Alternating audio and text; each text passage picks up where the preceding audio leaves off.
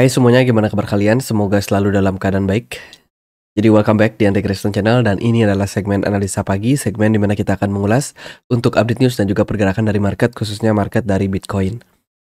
Teman-teman, hari ini kita berada di tanggal 16 Juli 2024. Di perdagangan kemarin, hari Senin, ada beberapa sentimen ya teman-teman. Salah satunya ada GDP dari China, di mana proses penurunan terjadi kembali pada GDP China kuartal kedua 2024 ini. Kemudian ada data Eurogroup meeting dan juga New York Empire State Manufacturing yang masih belum menunjukkan indikasi perbaikan. Atau kondisi manufacturing di New York itu masih dalam posisi defense, teman-teman. Artinya adalah perusahaan-perusahaan yang berhubungan dengan manufacturing di sana itu belum bisa melakukan ekspansi bisnis karena beberapa kendala yang menyebabkan mungkin laporan keuangan keseluruhan secara rata-rata itu masih dalam posisi minus, berarti perekonomian di sana belum terlalu growth ya. Terus kemarin juga ada Fed Chairman Jerome Powell yang speak, teman-teman. Fed's Powell welcome cooler inflation but steers clear of a rate cut timing. Jadi the Fed itu melihat bahwa inflasi saat ini sudah mengarah ke tren penurunan yang cukup baik ya, namun kapan Fed bakalan cut rate itu masih dirahasiakan. Jadi Fed belum mau membuka kapan mereka akan melakukan cut rate ya, disebabkan mungkin karena beberapa keputusan yang mereka pengen itu adalah inflasi mengalami penurunan secara konsisten. Ditakutkan nih Jerome Powell kalau dia sampai buka bicara tentang rencana The Fed untuk memangkas suku bunga misalkan di bulan ini atau bulan apa, itu menyebabkan market euforia lebih dulu sehingga bikin mereka kecolongan kembali. Jadi Jerome Powell sangat berhati-hati dalam hal menyampaikan pidato yang bagi mereka itu akan sangat-sangat krusial kalau mereka sampai salah bicara di muka umum atau di publik, teman-teman. Jadi saat ini Fed Chairman sudah cukup senang ya dengan melihat inflasi yang sudah cooling down dan juga melihat beberapa data perekonomian. Dan tetap mereka masih sangat-sangat disiplin dengan target mereka, yaitu menurunkan suku bunga 2% sampai di 0,2%, sekaligus juga membuat perekonomian tidak masuk ke jurang resesi. Tapi ada hal yang unik, teman-teman. Di sini Fed Chairman seperti mengindikasikan bahwa mereka tidak akan bisa jadi mereka tidak akan berpatokan pada target inflasi 2%. Bisa jadi mereka akan mulai memangkas suku bunga sebelum inflasinya 2%. Ya, karena mereka melihat nih tren inflasi sebenarnya membutuhkan waktu untuk mengalami penurunan. Itu. Dan dari sini kita bisa melihat dan juga bagaimana kondisi market yang cenderung sudah mulai optimis terhadap beberapa sinyal-sinyal yang diberikan oleh The Fed ini. Meskipun tidak disebutkan secara spesifik ya kapan mereka bakalan melakukan cut rate, namun kita sudah bisa memprediksi dari beberapa data kemarin ya, kita sudah bahas tentang potensi dari konsensus anggota The Fed untuk memangkas suku bunganya di bulan September. Ya, meskipun tidak disebutkan secara langsung atau secara terang benderang, tapi indikasinya mengarah ke poin tersebut, teman-teman. Dan dari sini kita bisa melihat pembicaraan tentang cut rate sudah mulai dibahas lagi oleh Jerome Powell, dan ini tentu saja bikin market cukup bullish dan sangat-sangat positif untuk kedepannya. Gitu. Jadi pada intinya adalah pidato kemarin tidak terlalu hawkish untuk Jerome Powell ya, justru malah sudah membicarakan hal-hal yang berbau dovish, dan tentu saja ini bisa menjadi salah satu sentimen bagus untuk pasar, teman-teman. Di beberapa media tentang FOMO udah mulai dikeluarkan ya, kayak Wells News ini mengatakan bahwa Ketua Jerome Powell mengatakan pada hari Senin bahwa Bank Sentral tidak akan menunggu sampai inflasinya mencapai 2% untuk memangkas suku bunga. Berarti ini merupakan sebuah indikasi memang Fed udah mulai makin kalem, teman-teman. Makin kalem melihat inflasi yang terus konsisten mengalami penurunan. Itu sekilas di perdagangan hari ini. Kita akan dapat beberapa data lain. Ada data economic statement dari Uni Eropa, kemudian ada data core retail sales dari Amerika Serikat, data export import, kemudian juga data business inventories. Beberapa data ini berpeluang untuk membuat market volatile, teman-teman. Jadi ya ini berkaitan kepada market forex ya lebih tepatnya. Itu sementara itu kalau kita lihat sekilas pergerakan kemarin, indeks dolar memang masih cenderung terjun ya teman-teman, masih dalam proses koreksi dan kemungkinan masih akan lanjut penurunannya. Bitcoin dapat momentum kenaikan. Kongrat yang udah collect barang dari hari Jumat sampai weekend kemarin ya, cicil bertahap karena tekanan jual dari Jerman kemarin udah selesai dan akhirnya ya sekarang market mulai hijau lagi teman-teman. Oke, sebelum kita lihat beberapa berita, teman-teman di sini aku mau forward satu event dari Get.io. Get.io lagi ngadain kuis ya, kuis di mana teman-teman bisa menangkan sampai 10.000 US dollar. Event ini sangat terbatas, mulai dari 15 Juli sampai dengan 18 Juli 2024. Jadi bagaimana cara ikutannya, cara berpartisipasinya, teman-teman bisa kunjungi halaman yang ini. Nanti aku akan sertakan linknya di kolom deskripsi. Kemudian teman-teman bisa jawab kuis untuk mendapatkan poin.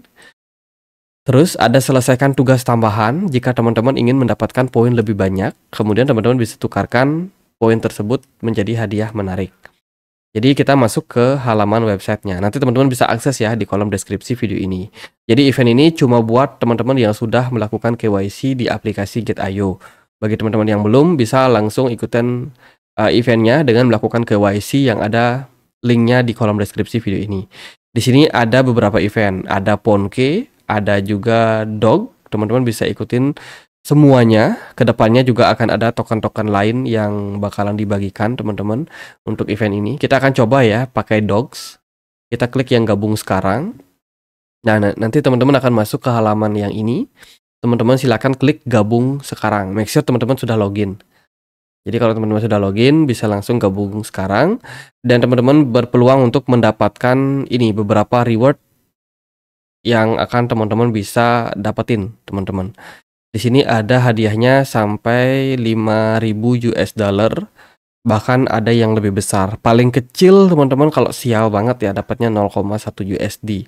Tapi ini peluangnya 12 banding 1 ya. 1 banding 12 dapat hadiah paling kecil. Jadi peluang besar sebenarnya untuk dapat hadiah yang lumayan gede. Nah, ini ada beberapa cara kalau teman-teman pengen untuk mendapatkan hadiahnya ya. Teman-teman bisa lakukan trading. Kemudian teman-teman juga bisa mendapatkan dari bonus pengguna baru. Terus ada undang teman 5 orang, teman-teman berpeluang untuk mendapatkan reward juga. Teman-teman bisa juga menggunakan bot ya. Ini tugas bot untuk mendapatkan poin tambahan itu. Jadi yang pertama teman-teman bisa pakai trading atau mendapatkan bonus perdagangan ya. Total akumulasinya itu sekitar 200 US dollar selama periodenya berlangsung ya teman-teman. Kemudian teman-teman juga bisa mendapatkan lewat invite teman. Kemudian teman-teman juga bisa mendapatkan poin lewat kuisnya itu. Jadi untuk gabung langsung klik gabung. Entry gagal karena aset spot yang diminta itu harus 100 dolar. Jadi teman-teman wajib untuk deposit terlebih dahulu. Atau teman-teman yang sudah punya 500 kredit kehormatan bisa langsung ditukarkan. Aku baru punya kredit 80 nih. Itu. Jadi buat yang pengen ikutan ya harus deposit dulu ya di atas 100 dolar teman-teman untuk mengikuti event tersebut. Oke, itu eventnya terbatas. Silakan yang mau ikutan aktivitas dari Get.io ini bisa langsung ikutan teman-teman. Linknya aku sertakan di kolom deskripsi untuk more information. Oke, next kita akan lihat beberapa sentimen lain yang ada pada market. Yang pertama adalah weekly crypto asset flow. Kalau kita melihat dari data kemarin ada iShare, BlackRock, Fidelity, kemudian 21 Share itu melakukan akumulasi pada market ya, especially Bitcoin, dan Bitcoin kemarin mengalami fase kenaikan. Ini merupakan fase akumulasi yang lumayan besar di perdagangan kemarin dan tentu saja bisa membuat market mengalami kenaikan, teman-teman. fifth largest weekly inflow on record ya, sekitar 1,44 billion US dollar masuk di perdagangan kemarin. Jadi ini berita yang sangat-sangat positif. Kemudian ada berita terkait dengan Korea Selatan dikabarkan bakalan tunda pajak kripto sampai 2028. Ini merupakan sebuah hal yang positif teman-teman, karena pajak kripto tentu saja bisa mengurangi minat. Ya, apalagi proposal yang diajukan itu bertujuan untuk memungut pajak sampai 20% untuk investor Korea Selatan. Wah, jadi ini bisa menekan minat dari para investor untuk masuk ke pasar kripto ya. Dan akhirnya ditunda sampai 2028. Tentu saja ini bagus untuk kelanjutan ya pasar kripto di kawasan Korea Selatan. Lalu kemarin juga ada salah satu perusahaan milik dari Grayscale atau DCG, Digital Currency Group, Genesis, itu melakukan penjualan aset mereka. Jadi ada beberapa aset yang kelihatan ini masuk ke Coinbase. Ya, masuk ke Coinbase dengan transaksi yang dilakukan di USDC, di BTC, dan juga di Ethereum. Kemarin ada aktivitas transfer sekitar 600 BTC dari wallet ini masuk ke exchange dari Coinbase. Tapi ini masih sedikit ya, belum seberapa sebenarnya. Cuman ya diwaspadai aja, takutnya mirip kayak Jerman kemarin kan. Jerman buang dikit-dikit ternyata dicicil-cicil jual, akhirnya habis juga teman-teman. Jadi ini bisa jadi salah satu sentimen tekanan jual dari Genesis.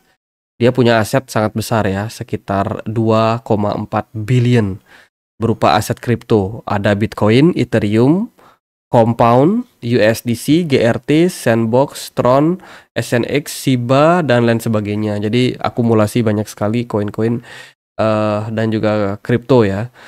Kemudian berita yang lain datang dari proposal terkait dengan Ethereum Spot ETF. Berita terbaru mengatakan bahwa saat ini SEC sedang menagih final S1 filing untuk bulan Juli tanggal 16. Jadi artinya adalah Fed lagi menagih beberapa perusahaan manajer investasi yang memang pengen mengajukan untuk ETF Ethereum mereka paling lambat 16 Juli. Berarti paling lambatnya hari ini waktu Amerika, dan dikabarkan bakalan baru launching di kisaran 23 Juli 2024 ini. Berarti ETF Ethereum bakalan segera launching. Jadi ini berita bagus juga untuk pasar. Kemarin juga ada berita dari Helium HNT ya, nama tokennya, itu meluncurkan produk mobile mereka atau produk hardware berupa telepon seluler. Ya, jadi dia mengikuti langkah mirip seperti Solana yang meluncurkan Solana Saga. Dari Helium sendiri pun juga saat ini sedang dalam proses program license untuk peluncuran hardware yang bakalan mereka develop sendiri. Ya, jadi hardware yang mereka bangun tentu saja adalah berbasiskan dengan desentralisasi dari jaringan blockchain yang mereka miliki. Tuh, jadi HP yang memang berfokus ya di dunia decentralized ini, teman-teman, yang bisa terkoneksi dengan gampang dengan blockchain. Dan mereka sudah mengajak kerjasama salah satu perusahaan telekomunikasi dari Meksiko untuk pengembangan proyek ini. Itu berita-berita yang ada pada market. So far sih menurutku positif-positif aja. Bitcoin per video ini dibuat sudah running ke 64.000. Kemarin kita sudah bahas ya, ada level resistance di kisaran 64.000, dan sekarang Bitcoin sudah berada di level tersebut. Volume smart money di perdagangan kemarin positif. Dari time frame 4 jam kelihatan memang sudah mulai ada pergerakan. MACD kemarin sudah golden cross. Jadi ya indikasi pergerakan kenaikan sudah tercapai teman-teman. Jadi saya senang sekali Bitcoin udah naik sampai 64.000. Jadi sesuai dengan target yang kita sudah sampaikan kemarin, dan saya juga nggak nyangka ternyata Bitcoin bisa capai target secepat itu. Volume perdagangan di perdagangan kemarin lumayan bagus. Smart money udah mulai muncul. Indikator MACD positif. Sekarang Bitcoin lagi ngetes area 64.000. Jika Bitcoin kena reject di level tersebut, siap-siap ada potensi koreksi wajar dulu. Ya, ekspektasi kita jangka pendek adalah koreksi wajar dulu Bitcoin mungkin ke kisaran level 61.000 atau 62.000. Kalau dikasih turun diskon jangan lupa ambil ya teman-teman. Tapi kalau seandainya ini tren bullish kuat, bisa jadi Bitcoin akan lanjut naik sampai kisaran 70.000. Nah, kemanapun market akan di bawah, sentimen-sentimen dari pasar bisa jadi akan memberikan pengaruhnya juga, guys. Jadi untuk saat ini jika Bitcoin mengalami koreksi, perhatikan level 61.000. Ya, ada potensi Bitcoin akan membentuk inverse head and shoulders di sini. Ada potensi seperti itu. Namun kalau di sini tren buyernya kuat, pergerakan Bitcoin justru malah kembali rally, ya kita bisa lihat target-target di atasnya ke kisaran 70 ribuan. Wow. Kemarin closing time frame weekly untuk Bitcoin lumayan masih bagus, teman-teman. Lumayan bagus meskipun belum menunjukkan indikasi sinyal bull yang kuat ya. Namun setelah closing time frame weekly justru market malah meresponnya dengan kenaikan lanjutan ke 63 ribuan. Dari MACD kita masih merah. Volume smart money memang kelihatan terjadi peningkatan. Jadi ya ikuti aja alurnya bulan Juli, semoga positif buat market crypto. Kita udah bahas banyak potensi-potensinya kemarin. Jadi di video kali ini cuma menambahkan aja, sebenarnya nggak akan mengulangi yang terlalu banyak ya. Jadi bisa lihat video kita yang kemarin kalau teman-teman ketinggalan tentang historical gimana sih Bitcoin di bulan Juli. Untuk saat ini proses pergerakan kenaikan pada Bitcoin ini masih bagus, trennya belum patah. BTC dominance juga kemarin agak turun sekitar 0,5% ya. Beberapa altcoin dapat momentum, Doge, Kaspa, BNB, TRV, kemudian Celestia, WLD kemarin naik 22%. Kemudian ada IFO naik 13%, Ondo Finance 9%, Manta naik 4%. Ya oke. Ya itu aja, enjoy aja buat teman-teman yang udah cuan ya. Kalau dari saya sih nggak terlalu banyak prediksi. Jadi itu aja. Kalau Bitcoin reject di level 64.000, target kita koreksi ke 61 ribuan something. Namun kalau trennya lanjut bullish, target berikutnya adalah di 71 atau 70 ribuan lah untuk Bitcoin. Jadi gitu aja buat update kali ini. Semoga videonya bisa bermanfaat. Dan akhir kata saya Andre, makasih.